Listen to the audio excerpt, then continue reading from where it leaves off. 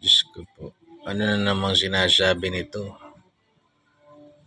When you have to excise a cancer out of such a complicated system, you need to do some very major surgery. Alam mo, si Pangulong Duterte ang may karapatang magsabi niyan. Kasi siya yung hirap na hirap dahil o ganito yun, turuan kita ha. Baka lang nakikinig ka. Sa gobyerno kasi, merong mga nawawala, merong mga nagpapalit. So for example, sino ba yung mga nananatili?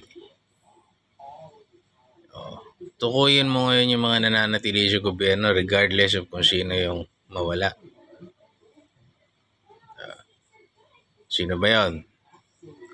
May sistema yun. At kadalasan, yung mga ipapalit na bago, pag matino yung ipapalit mo, diskaril yung sistema nila. Pero usually, yung mga nag-e-exist ng dati dyan, enjoy sila pagka sindikato rin. Kabatak nila yung ipinalit mo. Uy!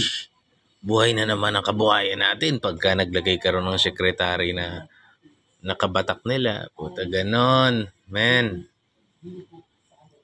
Merong mga hindi ko-terminus sa gobyerno na nag-exist na diyan. Hahanapin mo kung ano yung mga sindikato ng mga yon. O ikalawa, yung mga sindikato sa mga supplier. O, siyempre, para maging supplier siya, mayroon siyang binabayaran dun. Maraming sindikato. Ang problema, pinag-uupo mo mga enabler, mga kabatak ng mga existing na ano. Kaya tingnan mo ng panahon ni PRRD. Ang dami niyang kinalampag, ang daming sindikatong nanahimik, di ba? Kasi madadali sila. Ganyan, makapal pa sa mukha mo yung listahan ni Duterte ng mga garapal sa gobyerno. Paano niya matatapos yung war on drugs and corruption? Pinag-uubo mo lahat yung mga ano. Ikaw wala ka talagang ano, kung ano-ano sinasabi mo. Isa ka dun sa cancer ng society. Ano ka ba? Hindi mo pa rin ba nare-realize yun? Magilamos ka muna. Magilamos ka. Tapos tumingin ka sa salamin. Uy, puti na.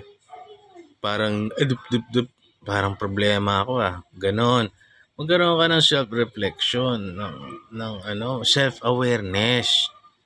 Hindi yung kung ano-anong pinagsasabi mo, akala mo, ano ka, yung alam mo matino ka.